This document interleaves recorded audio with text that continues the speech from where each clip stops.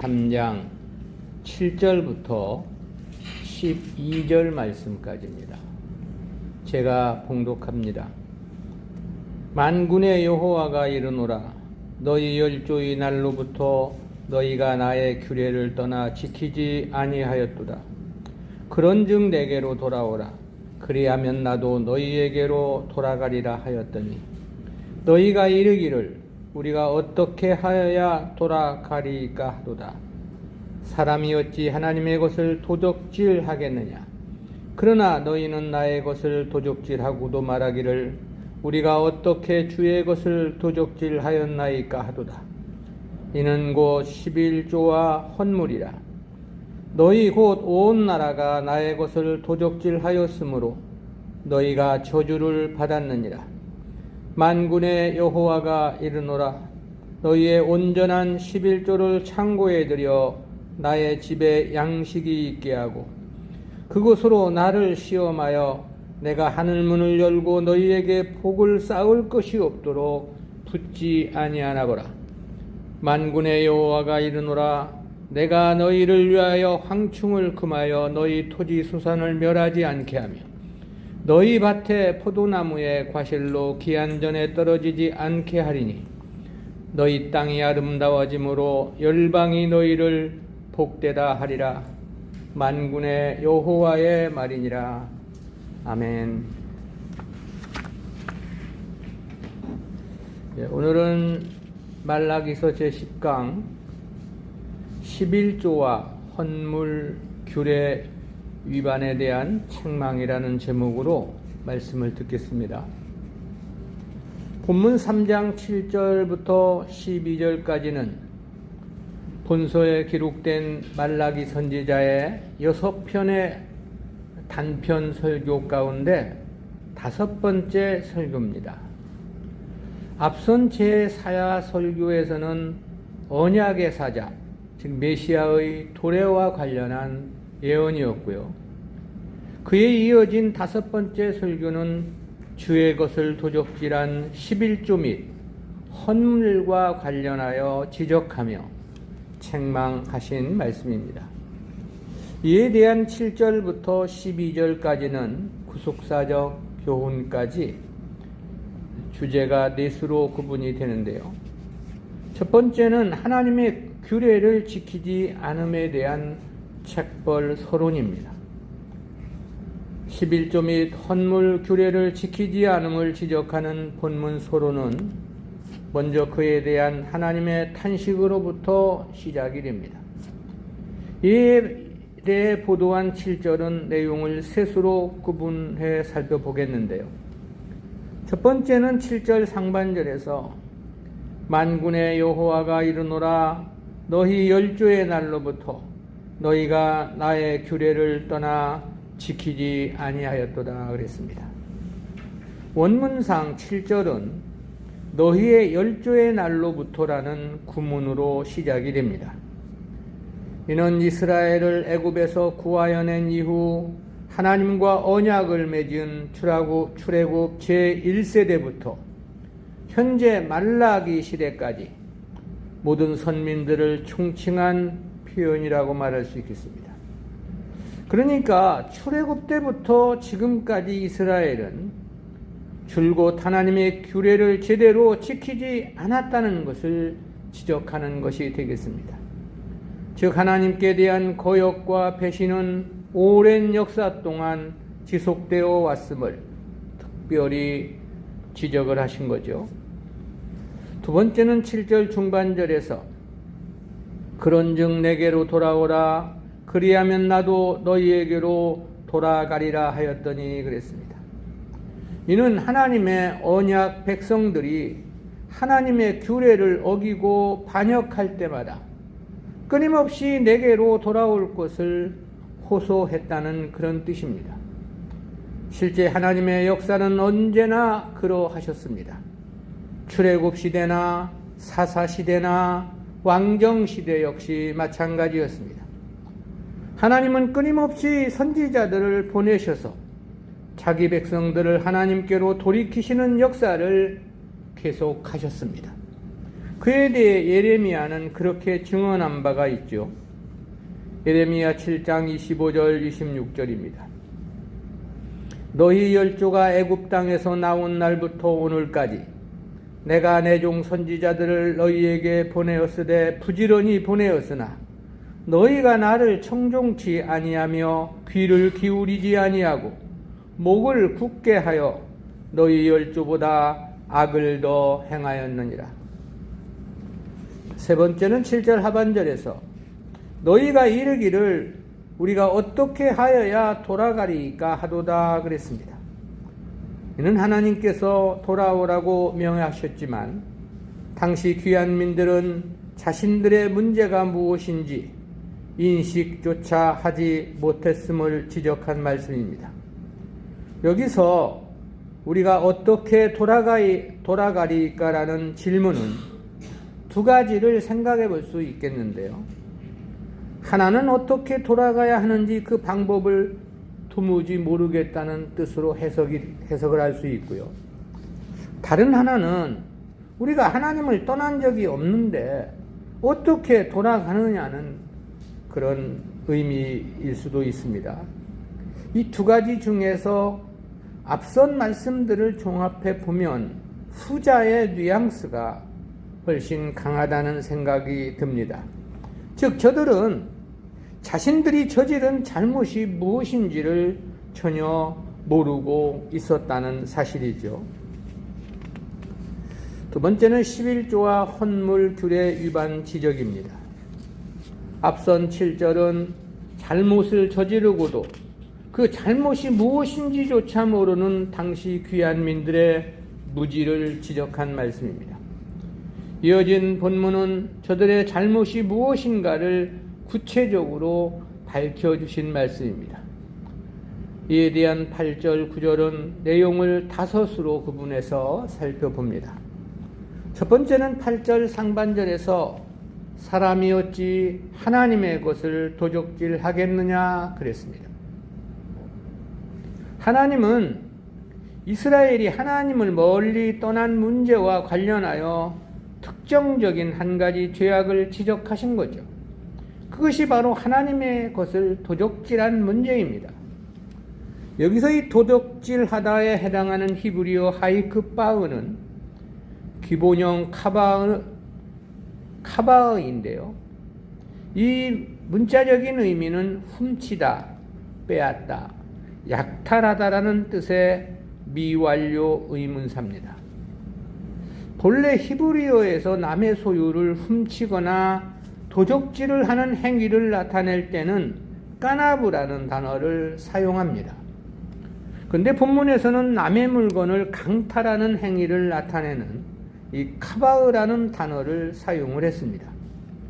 그것은 피조물에 불과한 인간들이 하나님의 소유를 강제로 빼앗아 달아나는 매우 어처구니 없는 행위를 강조하기 위함으로 보입니다.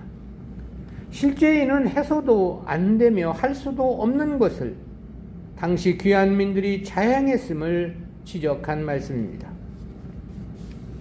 두 번째는 8절 중반절에서 그러나 너희는 나의 것을 도적질하고도 말하기를 우리가 어떻게 주의 것을 도적질하였나이까 하도다 그랬습니다. 하나님께서 하나님의 것을 도적질했음을 지적을 하시자 언제 우리가 그런 일을 행한 적이 있느냐고 반문을 한 거죠. 즉 자신들은 결코 그리하지 않았음을 강조한 것입니다. 이 무식하면 용감하다는 말이 있죠. 그런데 하나님을 배반한 자들의 태도는 언제나 이렇게 용감했습니다. 그러기에 주님은 마태복음 25장의 양과 염소의 비유에서도 염소로 비유된 자들에게 그렇게 말씀을 하신 바 있죠. 마태복음 25장 42절 43절입니다. 내가 줄일 때에 너희가 먹을 것을 주지 아니하였고 목마를 때에 마시게 하지 아니하였고 나그네 되었을 때 영접하지 아니하였고 벗었을 때 옷 입히지 아니하였고 병들었을 때와 옥에 갇혔을 때에 돌아보지 아니하였느니라. 그러자 염소로 비유된 자들은 그렇게 답변을 합니다. 마태복음 25장 44절입니다. 저희도 대답하여 가로되 주여 우리가 어느 때에 주의 줄이신 것이나 목마르신 것이나 나그네 되신 것이나 벗으신 것이나 병드신 것이나 옥에 갇히신 것을 보고 공양치 아니하더이까. 자신들이 언제 행치 않았느냐고 반문을 한 겁니다. 이 본문의 귀한민들의 생각과 너무나 일치한다는 생각이 들어지죠. 우리는 이러한 말씀에서 죄악 중에서도 가장 무서운 죄가 무지와 무식이라는 생각이 듭니다. 왜냐하면 저들은 자신들의 잘못을 전혀 깨닫지도 못하고 죄를 죄라 전혀 인식하지도 못했다는 것이 그렇습니다.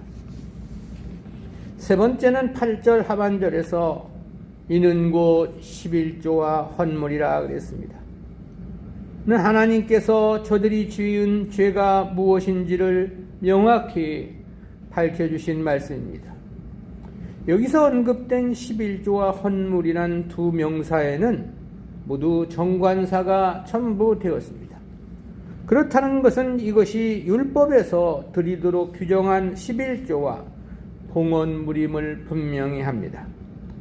이 중 11조로 번역된 히브리어 함마세아르의 원형 마하세르는 열 또는 열 번째를 의미하는 아사르에서 유래한 명사입니다. 문자적으로는 열 번째 부분이라는 뜻인데요.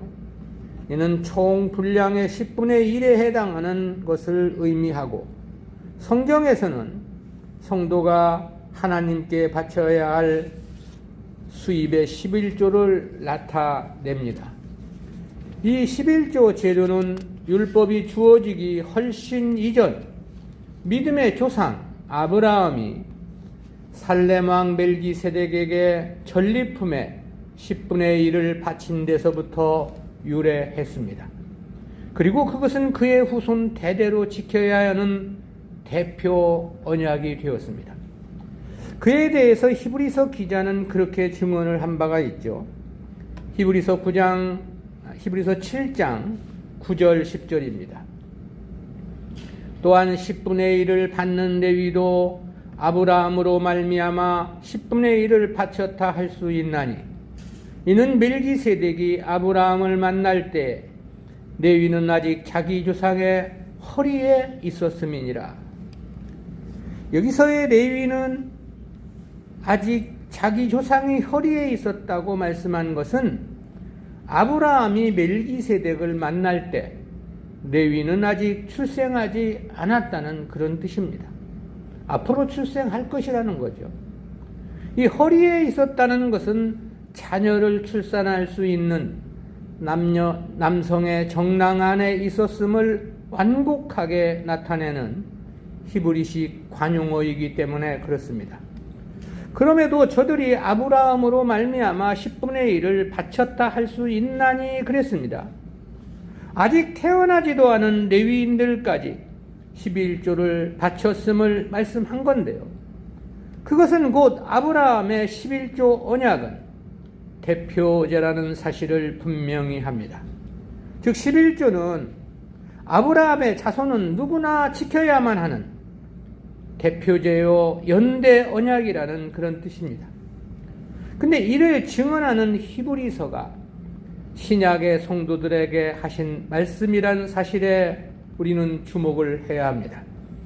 그것은 신약의 성도들 역시 이를 실행해야만 한다는 의미가 되기 때문입니다. 그럴 수밖에 없는 것은 믿음으로 구원을 받는 신약 시대의 성도들은 사실 모두 믿음의 조상 아브라함의 자손이기 때문입니다. 그에 대해서 바울은 그렇게 증언을 한 바가 있죠. 갈라디아서 3장 6절 7절입니다. 아브라함이 하나님을 믿음에 이것을 그에게 의로 정하셨다 함과 같으니라. 그런즉 믿음으로 말미암은 자들은 아브라함의 아들인 줄 알지어다. 갈라디아서 3장 29절에서는 그렇게 말했습니다. 너희가 그리스도께 속한 자면 곧 아브라함의 자손이요 약속대로 유업을 이을 자니라.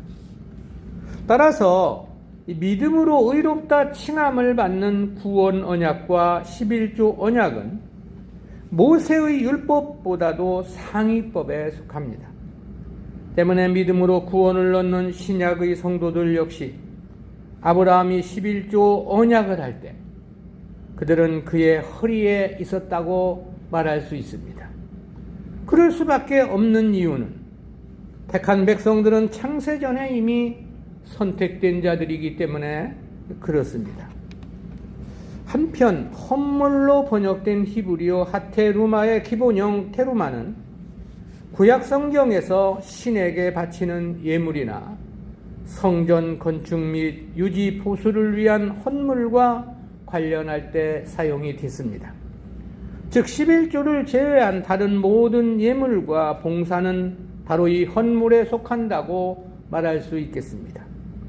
그런데 당시 이스라엘은 이 두 가지 모두를 바르게 행하지 않았다는 거죠. 그러기에 이를 하나님의 것을 도적질한 것으로 지적을 하신 것입니다. 네 번째는 9절 상반절에서 너희 곧 온 나라가 나의 것을 도적질하였으므로 그랬습니다. 이는 8절의 중복 표현입니다. 그런데 하나님의 것을 도적질한 것이 어느 몇몇 사람들의 한정된 것이 아니라는 거죠. 온 나라가 그러했다는 뜻입니다. 여기서의 도적질에 해당하는 히브리어는 능동태 분사형으로 사용됐습니다. 이것이 분사형이라는 것은 한두 번 그랬음을 지적하는 것이 아닙니다. 과거부터 지금까지 계속해서 자행되었음을 나타냅니다. 다섯 번째는 9절 하반절에서 너희가 저주를 받았느니라 그랬습니다. 이는 11조와 헌물을 행치 않은 징계와 책벌을 말씀하신 거죠. 여기서 이 받았느니라로 번역된 히브리어 네아림은 저주하다라는 의미를 지닌 아라르의 수동형 분사형입니다. 그리고 저주로 번역된 히브리어 뺨메 에라의 기본형 메라 역시 이 동사에서 유래한 명사인데요. 즉 본문에는 동족 목적어를 중복 사용하여 저주가 내렸음을 거듭 강조한 것입니다. 그리고 그 저주에 대한 구체적인 양상은 이어지는 내용에서 제시됩니다.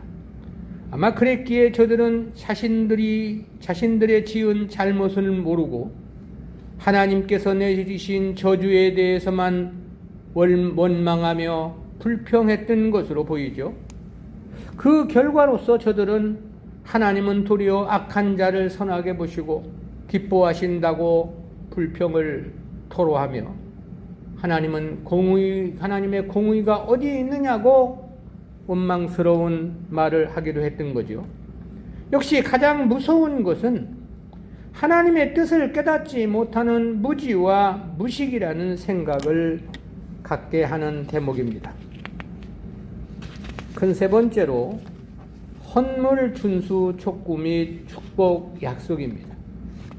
이에 대한 10절부터 12절까지는 내용이 둘로 구분이 됩니다. 첫 번째는 11조 준수 촉구를 통한 역설적인 책망입니다. 특별히 11조 준수를 촉구한 본문 10절은 내용을 셋으로 구분해서 살펴보겠습니다. 첫 번째는 10절 상반절에서 만군의 여호와가 이르노라 너희의 온전한 11조를 창고에 들여 나의 집에 양식이 있게 하고 그랬습니다. 먼저는 하나님께서 당시 선민들을 향한 이 하비우라는 명령어로 시작이 되는데요. 그리고 온전한 11조로 번역된 콜함마 아세르라는 단어는 두 가지 의미를 동시에 함축하고 있습니다. 하나는 개역성경 번역 그대로 소득의 10분의 1을 바치는 온전한 11조라는 의미가 되고요.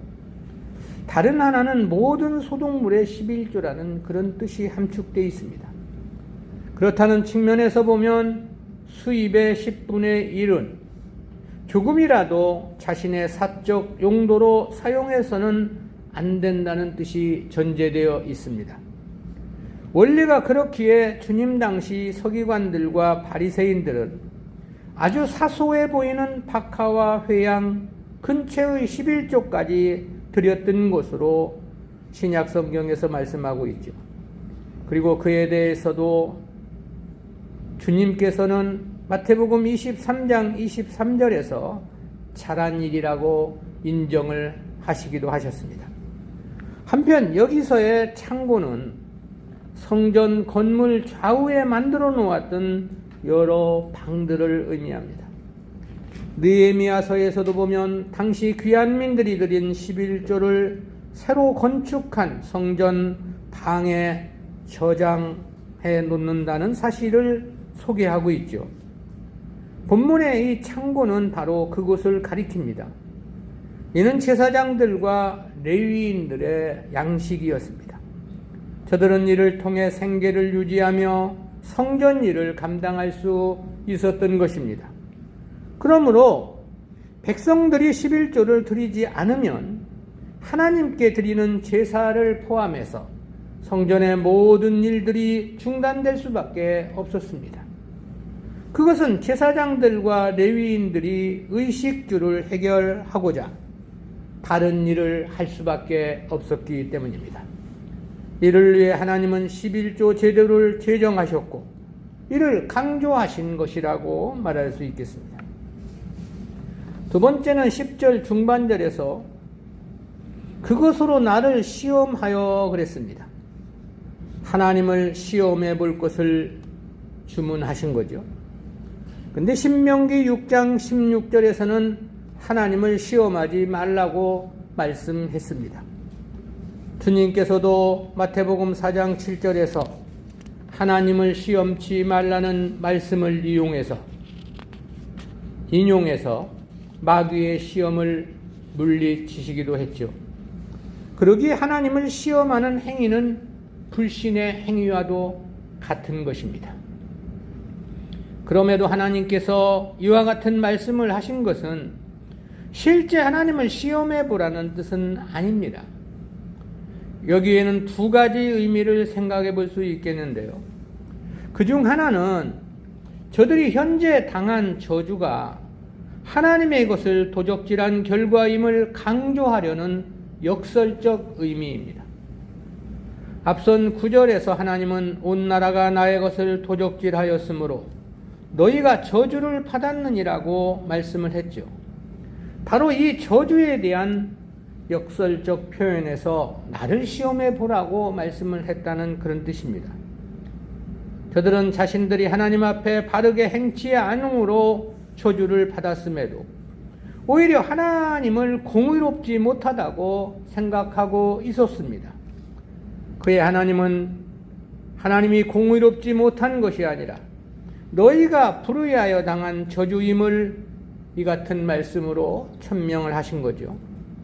많은 추석서들 가운데 오직 칼빈만이 본문을 당시 백성들을 책망하신 문장으로 해석을 했습니다. 다른 하나는 하나님의 징계와 심판의 당위성에 대한 계시 및 예언적인 의미입니다.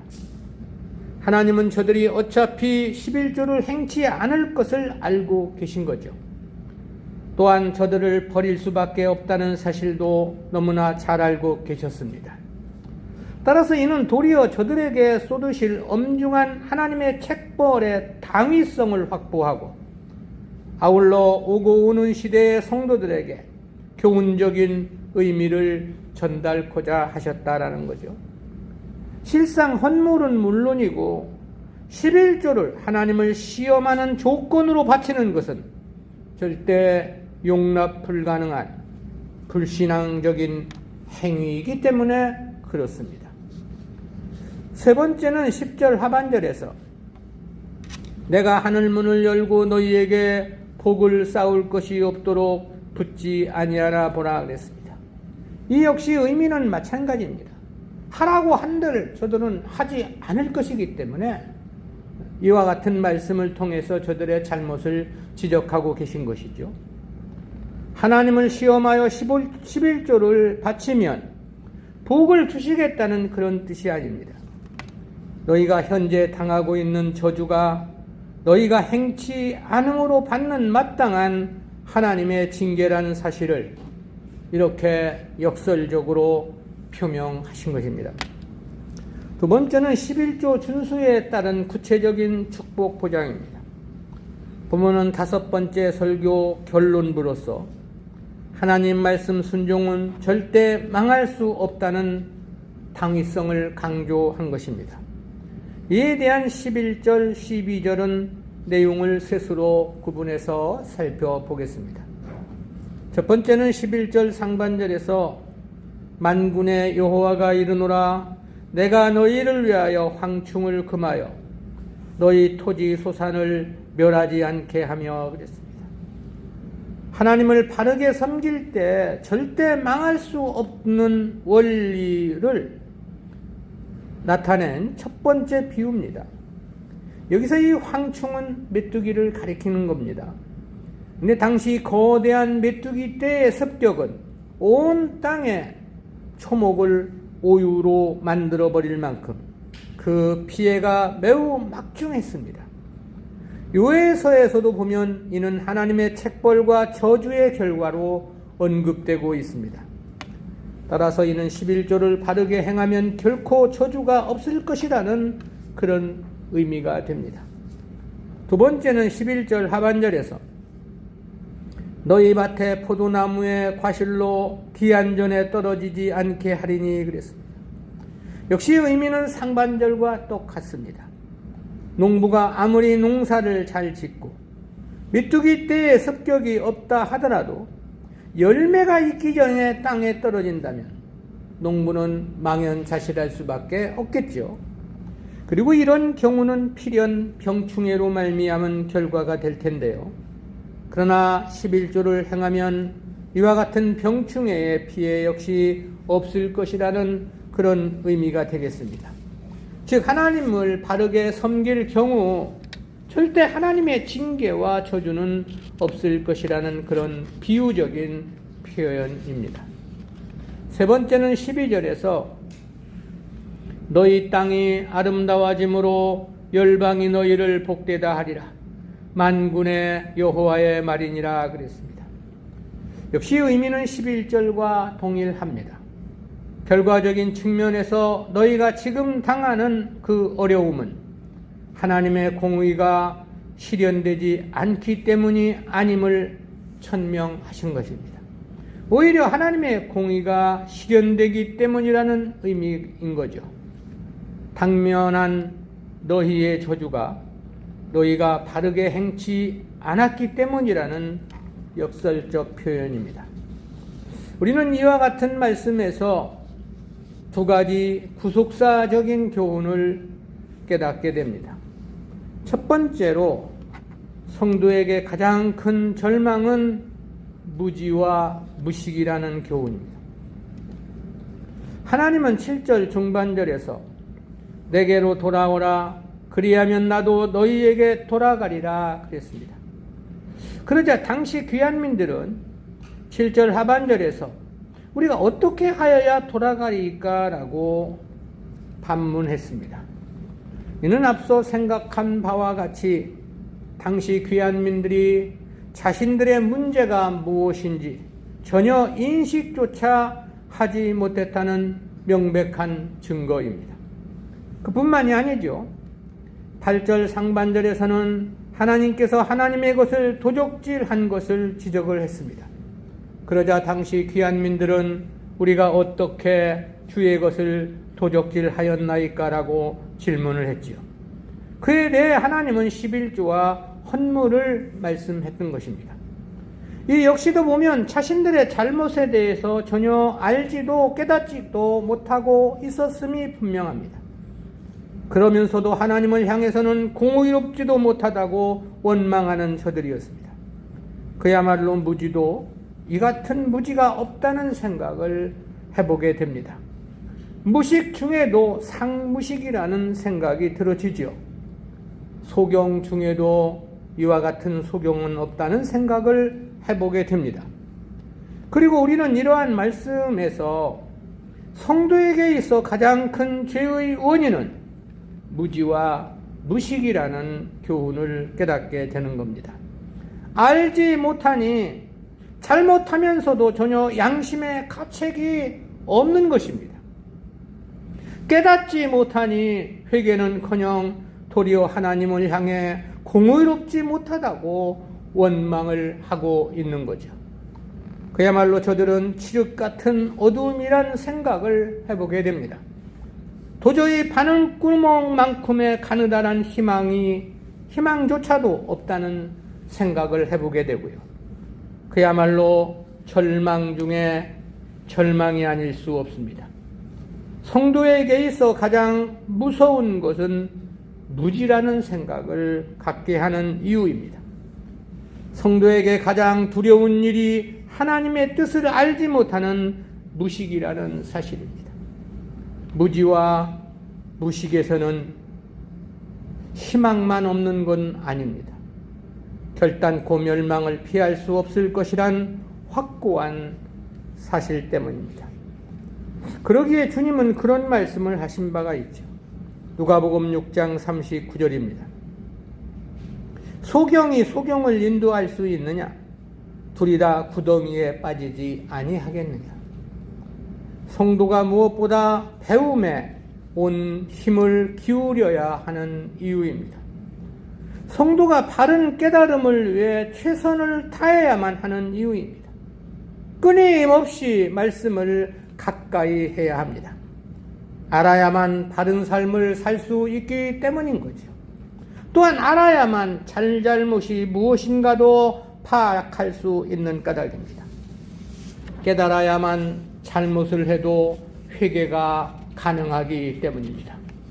올바른 깨달음, 올바른 진리 지식이 있어야 올바른 하나님 섬김이 가능하기 때문입니다. 그렇다고 보면 바른 알은 만복의 근원이라고 말할 수 있습니다. 올바른 깨달음은 모든 하나님의 은혜와 축복의 기원인 것입니다. 그러기에 성경은 그렇게 말씀을 하죠. 계시록 1장 3절입니다. 이 예언의 말씀을 읽는 자와 듣는 자들과 그 가운데 기록한 것을 지키는 자들이 복이 있나니 때가 가까움이라 그랬습니다. 이틀 전인가 중국의 어느 목사님과 통화를 하면서 그 목사님은 매일매일 성경은 한 20장 정도 20장을 읽고 또 매일매일 내 설교 중에 2편을 꼭 보거나 듣고자 노력한다고 그렇게 이야기를 하더라고요. 일주일이면 내 설교를 14편을 듣는다는 건데 그 말을 들으면서 내가 많은 부끄러움을 느꼈습니다. 나는 저처럼 말씀을 사모하고 있는가? 오늘 우리는 말씀에 대해 얼마나 깊은 관심을 가지고 있는지 우리 스스로를 돌아봐야 합니다. 마치 자기는 다 알고 있는 것처럼 말씀을 들어도 무덤덤한 상태는 아닌지도 파악해 봐야 합니다. 하나님 말씀에 대한 무지와 무식, 무감각은 성도에게 가장 큰 절망이기 때문에 그렇습니다. 두 번째는 성도의 하나님 섬김은 절대 조건이 없는 순수함이어야 한다는 교훈입니다. 그것은 하나님을 시험해 볼 것을 강조한 말씀에서 깨닫는 교훈입니다. 하나님은 10절에서 그렇게 말씀을 하셨지요. 말라기서 3장 10절입니다. 만군의 여호와가 이르노라 너희의 온전한 11조를 창고에 들여 나의 집에 양식이 있게 하고 그것으로 나를 시험하여 내가 하늘문을 열고 너희에게 복을 쌓을 곳이 없도록 붙지 아니하나 보라. 하나님은 이 11조 준수를 강조하며 어떻게 하나님께서 복을 주시는지 시험해 보라고 말씀을 한 거죠. 그러나 이는 앞서 설명을 한 대로 실제 시험해 보라는 뜻에서 하신 말씀은 아닙니다.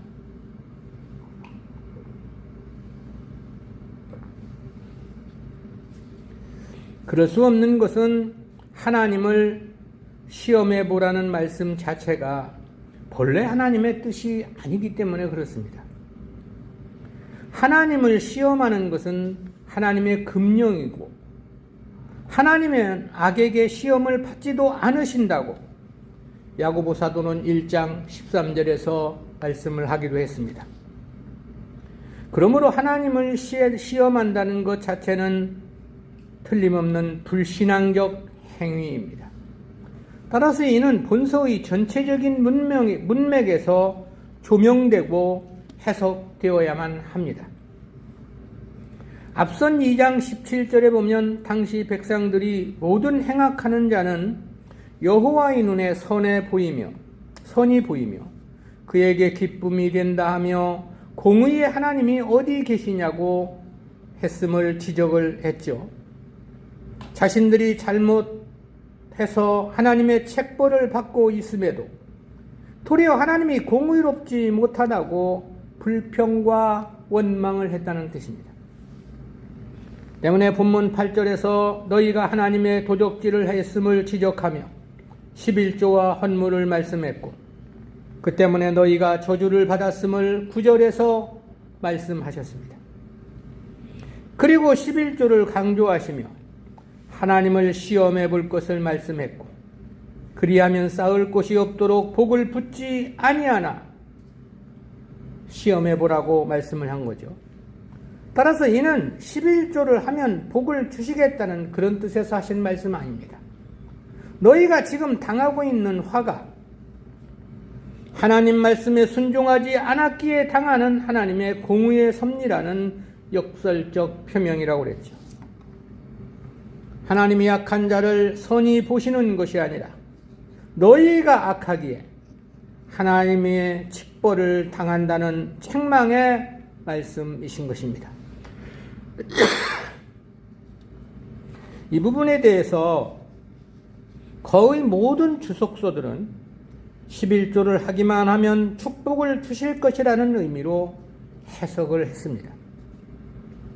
그러기에 오늘날 교회들은 대부분이 세상 복을 받고자 하나님을 찾고 심지어는 복을 받고자 빚을 내서 11조를 하는 웃지 못할 일들도 벌어지고 있죠. 아마 목사들이 그렇게 가르쳤을 것입니다. 이 말씀을 가지고 빚을 내서라도 11조를 해봐라. 하나님이 복을 안 주시는가. 그러니 복을 받기 위해서 빚을 내서 11조를 하는 거겠죠. 참으로 참담한 일입니다. 모두가 다 성경을 잘못 해석한 데서 비롯된 왜곡된 신앙입니다. 저는 주석서를 살펴보다가 칼빈의 해석에 깜짝 놀랐습니다. 칼빈만은 본문을 하나님의 책망으로 해석을 했기 때문이었습니다. 칼빈은 복을 주신다는 의미가 아니라 복을 주시지 않을 것이라는 의미로 설명을 했습니다. 사실 문맥에서 보면 이 칼빈의 해석이 맞습니다. 그리고 그리해야만 하는 것은 하나님 섬김이란 그 어떤 것이든 절대 조건이 개입되어서는 안 되기 때문입니다. 아울러 이 세속적인 축복을 기대한다는 것은 더욱더 말이 안 되는 일이기 때문에 그렇습니다. 왜냐하면 그것은 이방인들의 행태임을 주님께서도 지적하셨기 때문인 거죠. 성도의 섬김은 세상 것에 대해서는 조건이 없는 순수함이어야 합니다. 그러기에 주님은 그렇게 비유로 말씀하신 바 있죠. 누가복음 14장 13절 14절입니다. 잔치를 배설하거든 차라리 가난한 자들과 병신들과 전혼자들과 소경들을 청하라. 그리하면 저희가 갚을 것이 없는 고로 내게 복이 되리니 이는 의인들의 부활 시에 내가 갚음을 받겠습니다. 이는 실제 가난한 자들과 병신들을 초청해서 잔치하라는 그런 뜻은 아닙니다. 주님 섬김의 대가를 바래서는 안 된다는 것을 가르치기 위한 하나의 비유입니다. 가난한 자와 저는 자들과 소경들을 불러다가 잔치를 한다는 것은 실제 대가를 바랄 수 없는 희생적인 행위를 말씀하시는 거죠. 왜냐하면 저들은 다시 되갚을 수가 없는 거거든요. 즉 하나님 섬김의 믿음 생활이 그와 같이 대가를 바라지 말아야 한다는 그런 뜻입니다. 성도의 믿음의 행위는 하얀 백직장 같아야 합니다. 다른 색깔이 덧칠해지면 안 되는 거죠. 성도의 헌신과 충성은 순도 100%여야 하는 것입니다. 오직 감사의 행위여야만 하는 거죠. 오직 기쁨의 섬김이어야 하는 것입니다. 받고자 함이 아니라 드리고자 함의 행위여야 하는 것입니다. 왜냐하면 성도는 이미 받은 바 은혜가 너무너무 크기 때문이기도 하고요. 또한 현재도 갚을 수 없는 은혜 속에 살아가고 있기 때문이기도 합니다. 아울러 하나님의 축복은 절대 받고자 해서 받는 것이 아니기 때문입니다. 오히려 축복은 대가를 바라지 않는 순수한 희생과 드려짐에 약속된 것이기 때문에 그렇습니다. 무언가를 바라고 한다는 것 자체는 순수한 것이 아닙니다. 그것은 진정한 것도 아닙니다. 자기 유익을 위한 하나의 수단에 불과할 뿐인 것이죠. 하나님 섬김을 그리해서 되겠습니까? 우리가 하나님의 백성이라면 말입니다. 보다 더 진실한 마음으로 하나님을 섬기는 우리가 되어야 합니다. 기도합니다. 사랑의 하나님 은혜 감사합니다. 오늘도 말라기 선지 당시 이스라엘 백성들의 행위를 돌아보며 말씀해 주신 귀한 말씀 속에서 하나님의 섬김의 원리를 깨닫게 해주심 진실로 감사합니다. 성도에게 가장 큰 절망은 하나님을 알지 못하는 무지와 무식이라는 중요한 깨달음 허락해 주심 진실로 감사하고, 성도의 하나님 섬김은 절대 조건이 없는 순수함이어야 한다는 교훈 또한 깨닫게 해주심 진실로 감사합니다. 주여, 저희들의 하나님 섬김이 어찌하든 우리 마음 속에 도사리고 있는 욕심들을 벗어내고 순수한 마음으로의 하나님 섬김이 될 수 있도록 은혜 위에 은혜를 풍성히 더해 주시옵소서. 감사한 마음으로만, 주님 섬기고픈 간절한 심정으로만 주님을 찾고 섬기는 우리 모두가 될 수 있도록 주여 은혜 베풀어 주시며 축복해 주시옵소서. 감사드리옵고 예수님의 이름으로 기도드리옵나이다. 아멘.